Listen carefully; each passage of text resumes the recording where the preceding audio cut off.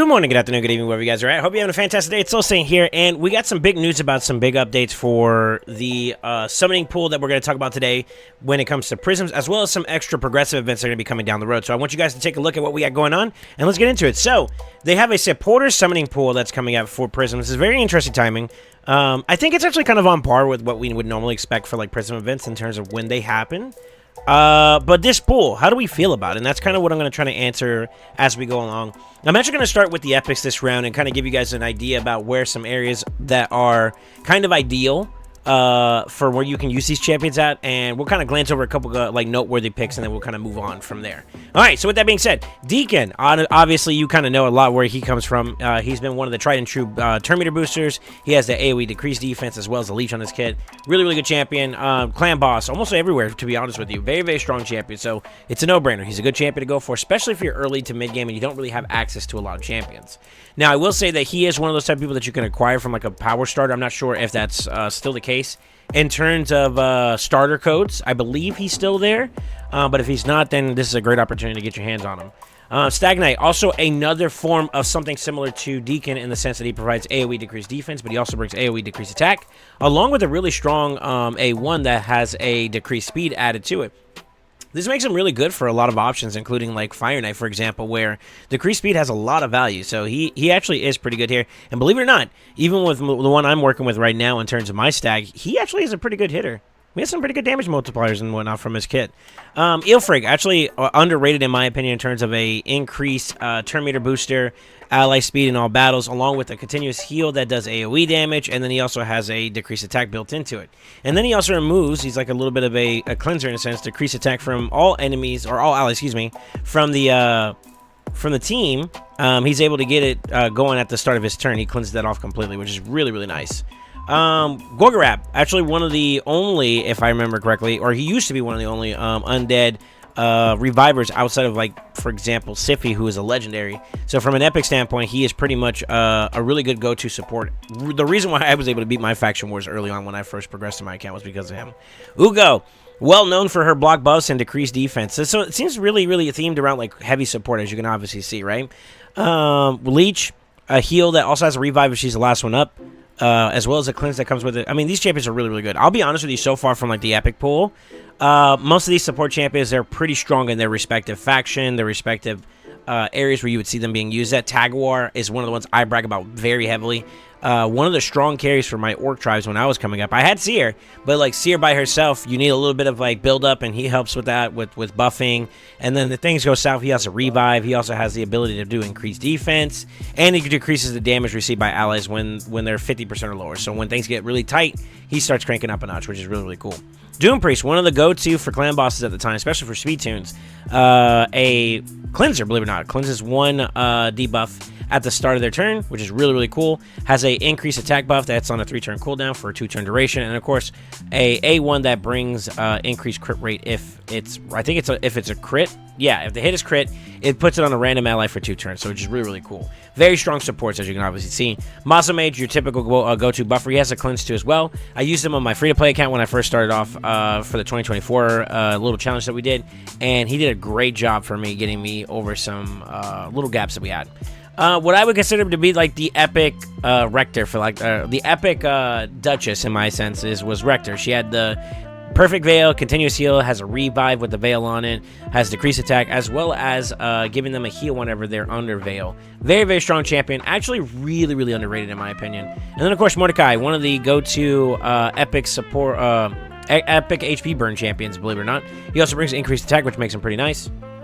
And then that's pretty much the long and short of it. All the epics are pretty solid in their respective areas as a support. So this summoning pool does make sense with the title of it, okay?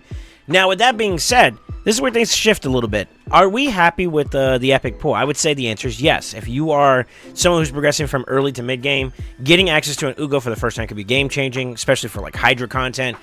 Same thing with Rector, who's good across the board. Deacon, good across the board. And then every other champion has their own little case usage where they're really, really strong, right? So not bad. For the legendary side, this is where it's going to kind of expand upon that. So this is where we want to get into the meat of things. Theodore, one of the best when it comes to poison/poison explosions.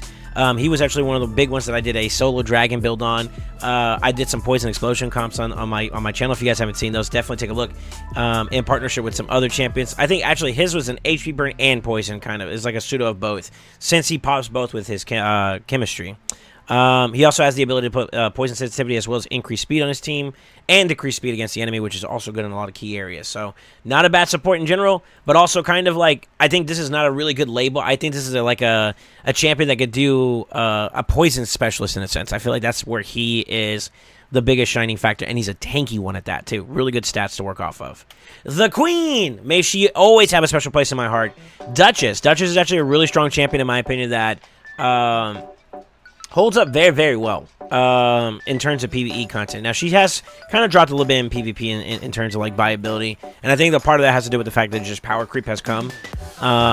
Her revive in terms of not bringing, like, any type of turn meter kind of makes it a little bit rough. But the really big bulk is the fact that she can buff out of the wazoo for your team. But also she brings mitigation to it as well, whether it's her shield on her A1 or it's the actual passive Ethereal Waste. So she has a reduction from any AoE damage, and if it's from bosses in particular, it's like 15% mitigation. But AoE by 25% is nothing to scoff at. That's a quarter of the damage that gets mitigated. It's crazy.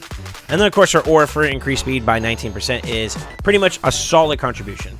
Pydrag, one of our newest, I would say, in terms of like updates or the most recent insertion of ally attackers, I feel like. Is what I really kind of use him mostly for. But he really does bring a lot to the table. Filling turn meter, removing all debuffs, increased speed, and then, of course, having the ability to reset the cooldown. So this is kind of underrated right here. And not only that, I believe it's on a 50% chance, so it's a flip of a coin. He either does or he doesn't, but when he does, it gives your champions a lot more like, all right, I did this and this is really strong, but I could use it again. And then he gives it to your team. He's like, we're sending it. And then like just the overall synergy, like he has continuous heals. And by definition, to me, he is a true support in the sense that he buffs for your team, giving them the best thing that works for them. So if it's an attacker type champion, he gives them increased attack. If it's a defense type champion, he gives defense. You know, those are very valuable buffs to amplify your champion's damage and output. Increased speed, good for everybody. Ally attacking, he's injecting people in there, and he brings a heal with it, which is really cool. Along with the Restore, Destroy, Max HP, which is something that's a little underrated, especially in areas like Hydra, for example, where you're going against the Decay Head and, you know, Battle of Attrition. As you're fighting him and you're doing things, you start losing a little bit of your max HP. This guy's like, nope, that's not a problem. We take care of that, and I think that's really, really cool. Very, very solid champion, to be honest with you. I'm very happy I went for him, and I'm still using him. Actually, as a matter of fact, he has found a spot in my Fire Knight Heart team as a byproduct of having a very strong aura for increased speed in all dungeons by 25%. Makes my tuning a lot easier. Actually, it put it a little bit over the top, and it makes it very comfy for me to make sure that he makes it in. Speaking of another champion that also made it into my Fire Knight Heart team, Prince Kaimar. Let's just talk about two things in terms of like both PvE and PvP. Obviously, just being a straight-up full-skill resetter for the entire team makes him a very strong champion in general. Also bringing turn meter filling by like 20%, which is crazy for the team in terms of speed tuning and being able to inject your team back into the fight just before the boss goes, and you have like a speed comp. I do that with my technically my Fire Knight team, but also my Sand Devil team particularly, where I use him or Yumiko, where they can kind of push the team in there, or even for that matter, you could throw in like Shoguns. I mean, there's a lot of options where he just speeds up fights, just period. But also from like a lot of different ways that people have played him in PvP, utilizing his sleep. Now with Poly introduced, there's not as much usage of this, and to be honest with you, I've seen more people flip from being like a high accuracy speed oriented champion to a more go second high resistance, so that in the event there's any CC or any lockout or anything like that, for example like Crixia or Yumiko for example, Kaimar could respond afterwards and resist that and follow back up with resetting the rest of his team skills. So it makes that lockout champion on the enemy team, their turn was kind of just wasted, and he not only does that, but he pushes the team into the fight, making them very, very strong and potent. Now, from a PvE standpoint, I actually use him in a more aggressive build that's more damage-oriented for wave clear. And you guys can see my Fire Knight videos in regards to a speed team comp that I use with double Newt and Pydrac, which we were just talking about. But yeah, man, he actually does some pretty nasty damage, and I don't think my build personally is like crazy over the top for him, but the amount of damage he's able to do just from like AoEs from his Phantom Fire or his Abyssal Gaze, his A1 and A2, they do a pretty decent smack. And to be honest with you, he kind of surprised me with the amount of output he was able to provide. So very, very strong champion in that regard too, if you wanted to use him in that way, especially as like a pseudo wave clearer. I mean, he does nothing but AoEs anyways, right? So let him cook. Lady Kimmy. Now, Lady Kimmy is someone that I actually do not have on my account, believe it or not. But from memory, and as well as what you can see right here, she has a very, very strong base speed. And as such, along with her kit, she has a very, very fast enabling kit that is just nasty. Being able to hit other enemies in there, which also has like a effect of being able to reduce turn meter on the enemy on their A1 is really nice. AoE decrease speed and accuracy, which is also really nice, which also decreases turn meter. And then, of course, being able to remove buffs from the enemy, which also has a chance to provide a block buff debuff on all enemies who have their buffs removed. With a turn meter fill, increase accuracy, and increase speed. So you can pick apart her build in many different ways. But to be honest with you, as a speed champion, high base speed, and high, increased speed, decreased turn meter enabling. She's very turn meter oriented. It allows her to push your teams further a lot easier because of the fact that she's easier to build in that direction. Now, I have seen some people use her as a block buff champion for Hydra, and that has its nuances. There's some parts where she feels really, really strong, some parts where she feels a little lackluster, and of course, it depends on the fight. But I think most people kind of really hunker down and send her as like that increased speed, increased accuracy champion, decreased speed, decreased accuracy kind of champion.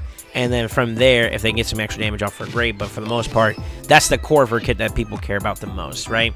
Really, really cool champion aesthetically. It's also Shadowkin too, which is a nice little nod to one of the more desirable factions that I would like to fill my faction guardians in, which is what we're going to talk about later. Really, really strong champion. Can't complain, can't complain. Also, Morgan. Another speed champion. She actually had a fusion for herself that I went for many, many moons ago. Increased speed, obviously turn meter, the reduction, believe it or not, as well as an increased turn meter with an increased speed. She does all of it in one ability on top of that too, which is kind of a nice nod. She also has the ability to steal all buffs from a single target, as well as putting True Fear on all enemies for 1 turn, with a decreased accuracy for 2 turns if it's a boss instead. And then, of course, she has an A1 that does a single target, decreased speed at a, 60, 70%? 70% chance. Not a bad champion. Definitely, I would say, on the lower side of things because you need more from your boosters nowadays, and like champions like Sify just still reign supreme. But nevertheless, still a very solid one if you are looking for another turn meter booster.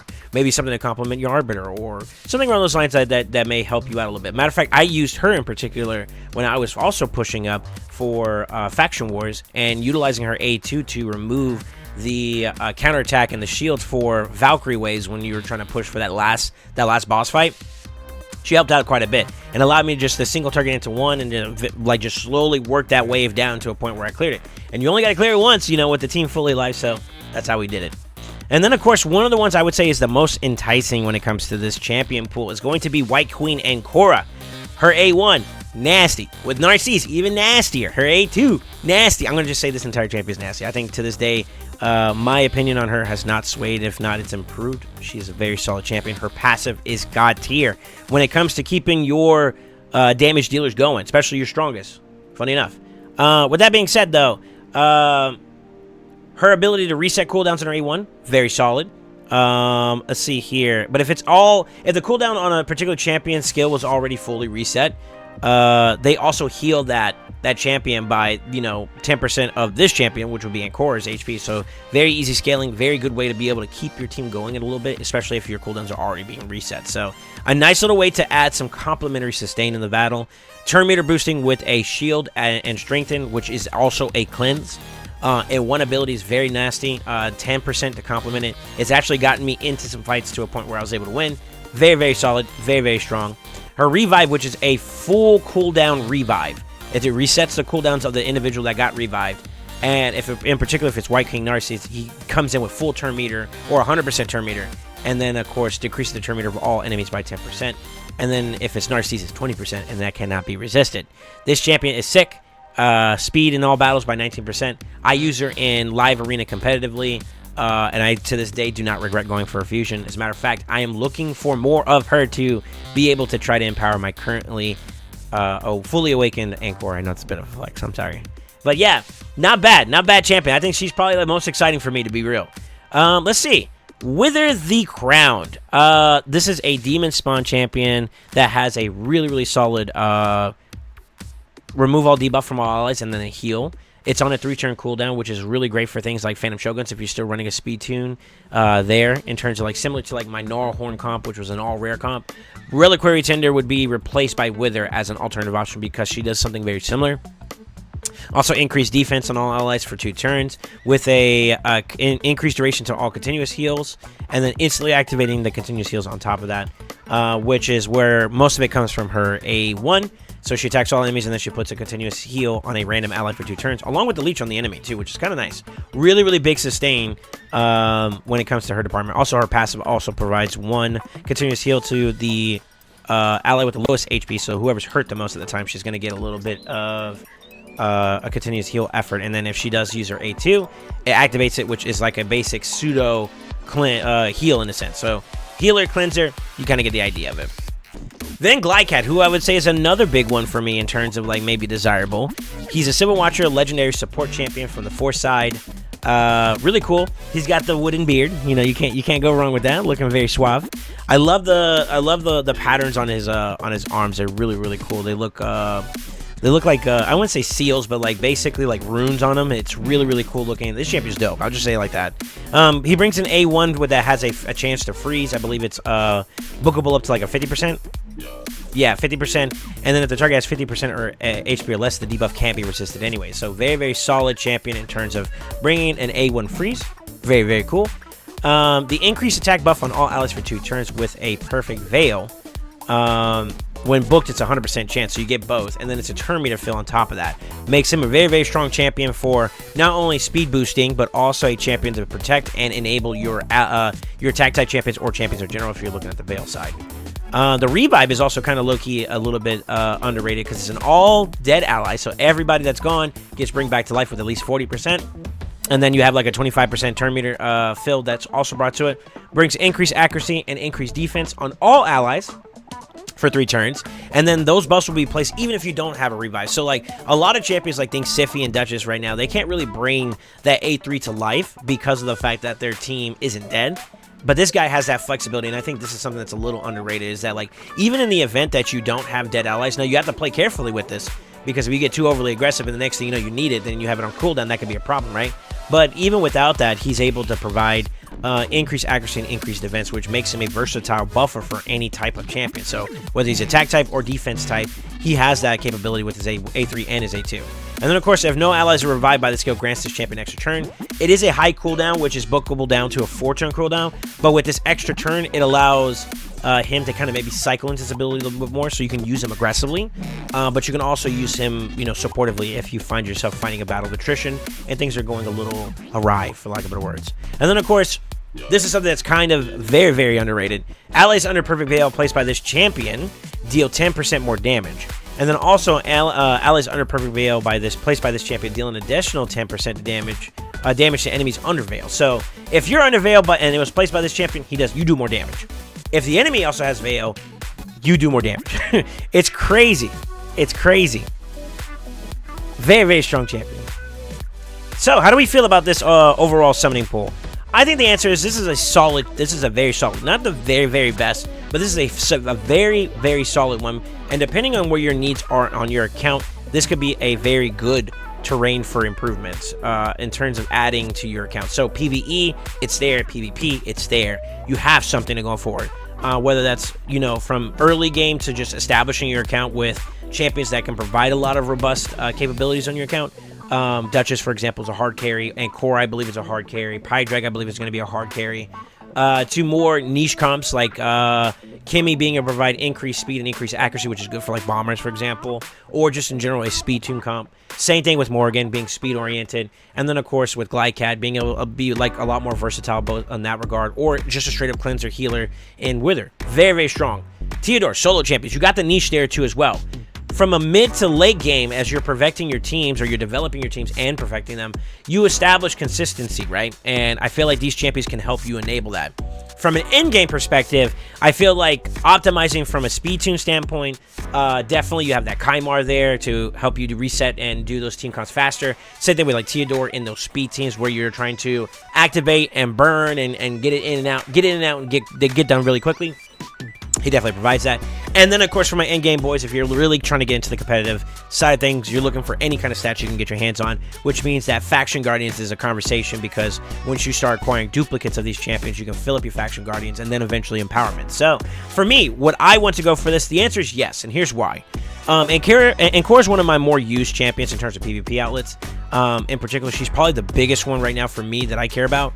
In addition to that, also Theodore too as well, because they share a similar faction. And if I have an extra dupe Theodore, that could take out one of my current faction Guardian spots that I have for Core, and then that will open the door for me to be able to take her and put Theodore in if I got like 2 versions of him to add into it. And next thing you know, I can empower Core, and now Core is somewhat more stronger. The same thing is also true too if I ever feel like there's a need for Theodore to be a little bit more impactful, or I'm trying to achieve better stats on him so that I can do those solo builds a little bit easier, then maybe having him get empowered too as well is an option. I think that's something to always good. It's always good to consider. So very, very strong champion in that regard to be able to consider putting up empowerment on the table where your faction guards are filled at. So that is something from like I feel like early, mid, and maybe even late, you may not consider that as much. It's something that I think you should be aware of.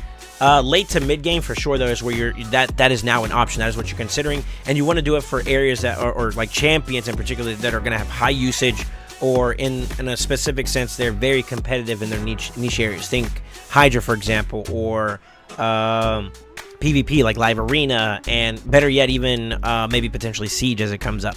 And this is where I'm going to bring it all full circle about champion pools in Siege. If you are a progressing player, which all of us are, let's just be real,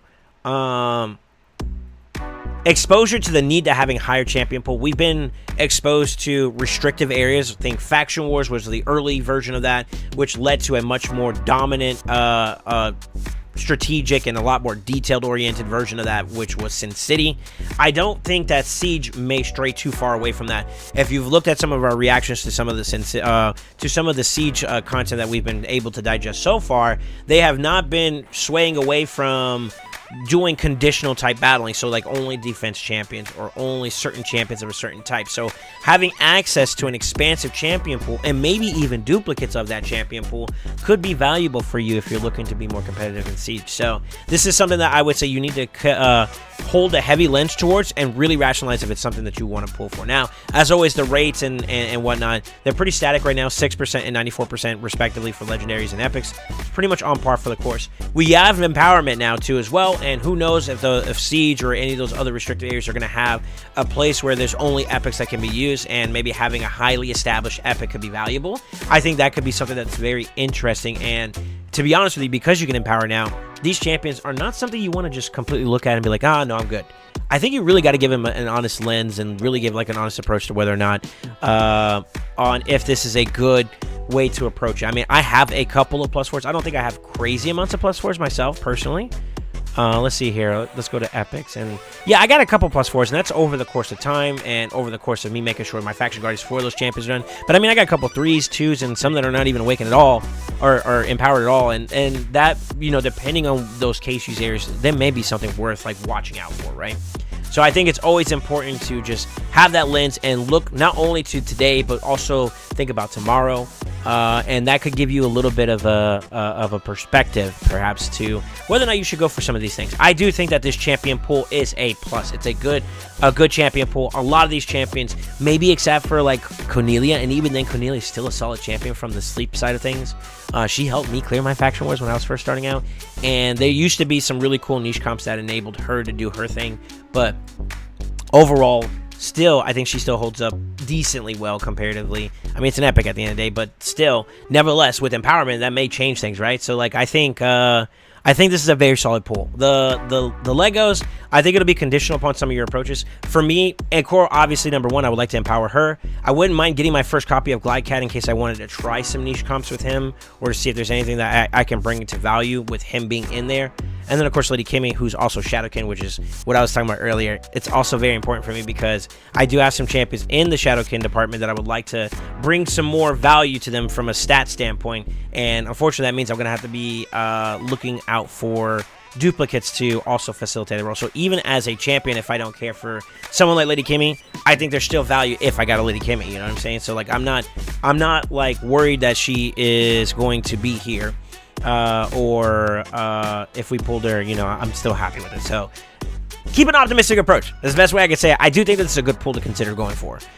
With that being said, let me know what you guys think. Are you guys excited about this particular Prism event? Is it at a weird, obscure time frame for us, especially with Siege around the corner? I don't know.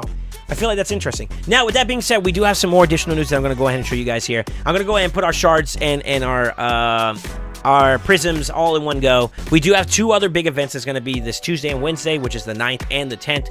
I have the notes here on the side here. On Tuesday, they're going to be launching a progressive event for the following legendary champions. Kandrafon.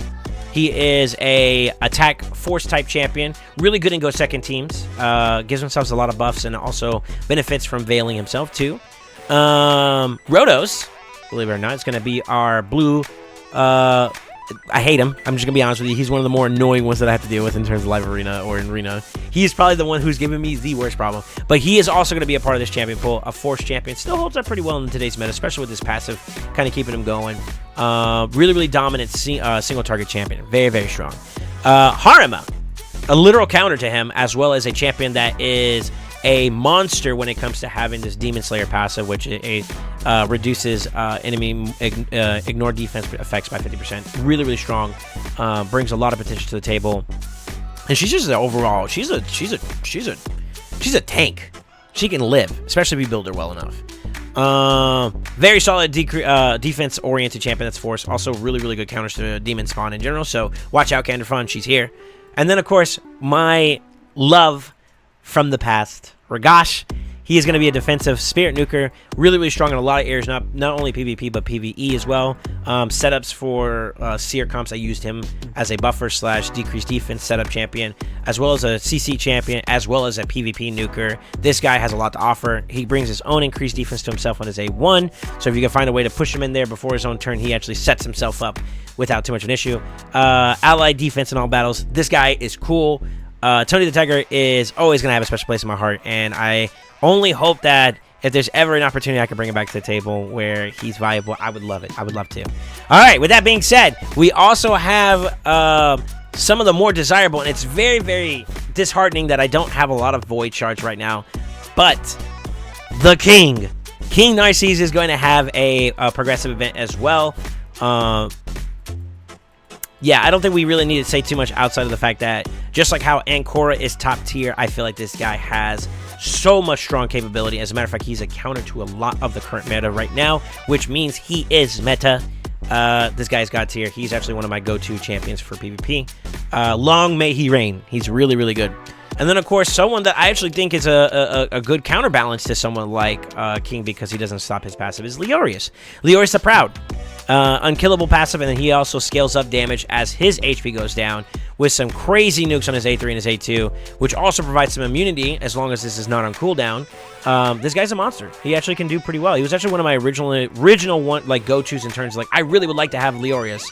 That changed really quickly as more champions came into the fray, and he kind of fell out of the meta for a little bit, but now he's found his place as like counter pick options, and you'll notice that in like higher end competitive arena, you're counter picking, you're picking in accordance to the needs of the fight instead of just saying, oh, I got one size fit all, I'm just gonna go ahead and go ham, go home. No, it's changed a little bit. There's still a little bit of that exists up there, but Leorius and some of these other picks are still very niche and they have their value.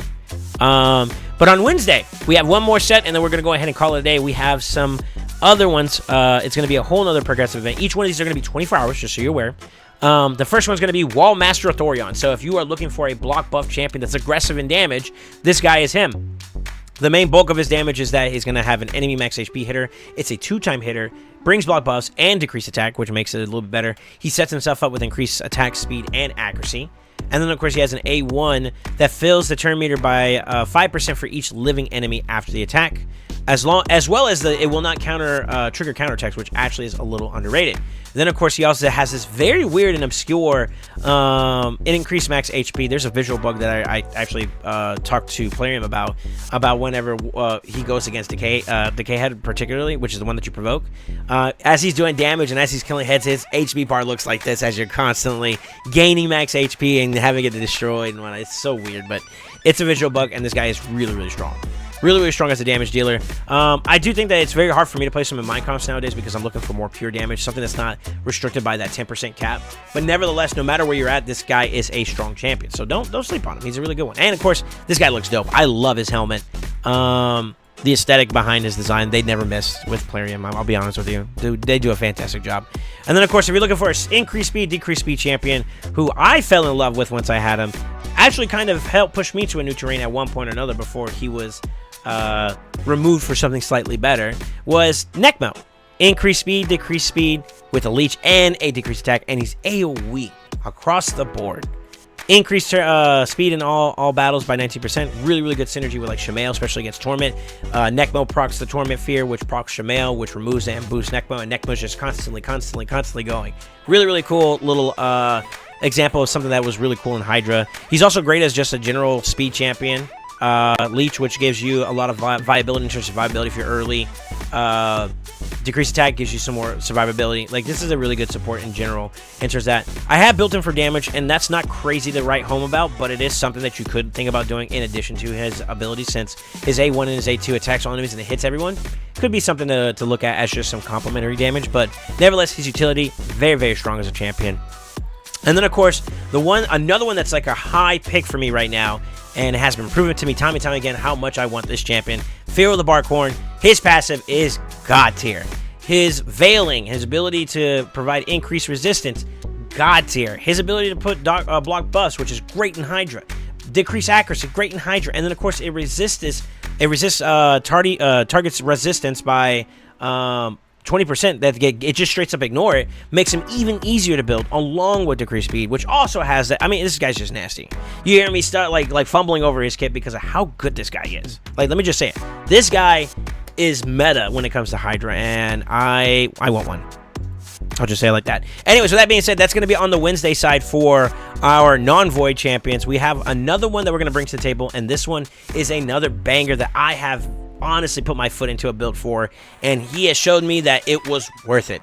Razovar. This guy has given me so much. He enabled me to have a 2-1 comp, which got me one step closer to like Clan Boss, and he's the gift that keeps on giving. The only one that I know of that scales off of speed and then has a scaling factor inside his kit that has that's predicated on speed, making him a monster. He sets himself up with increased speed, gives AoE leech as well as heals himself, and then of course has a turn meter fill with his A1, each hit giving him 5%, which means he's gaining 50% every single time he A1s.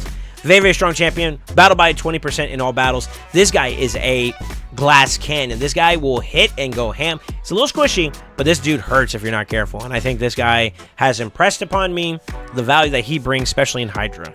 I think this guy's going to be a monster across the board, no matter where you use him. But in particular, he has shined time and time again, both in Clan Boss and in Demon Lord. Demon Lord as well as Hydra. And of course, just useful in general for AoE type battles. It's really, really good. Really, really good champion. Now, with that being said, we do have the maybe dated now, or I would at least say in terms of like boss fights, she used to be the queen. And maybe she still holds that position. You guys let me know. Acrizia. Acrizia is also going to be on the progressive event for Wednesday. She's going to be a part of the Void Squad. Basically, if the enemy has more HP than her, all of her hits are going to be based off of enemy max HP. Or if not, it's going to be based off of her HP and attack. So in particular, this champion is always doing at least a minimum of 10% per hit. And she has 2 abilities that do 2 hits per that usage of ability. So very, very strong champion. I've always wanted one in particular, but now that the game has kind of shifted towards having newts, for example, or we not relying on enemy max HP as much as we used to, she's fallen in grace in terms of my value for her, but regardless, still a solid champion. If you're looking for someone to push like boss content, especially like Hydra, for example, she's a very, very strong complementary damage aspect that she can bring to the table just from raw output. She's good. She's good and still rated as a solid champion. Has no negative affinity because she's void. Very, very solid champion. Now, this is where it's also kind of spicy, too. I think this champion's also high value because she's one of the better increased defense, increased speeds, block buff, decreased attack, and decreased speed to Hanorek.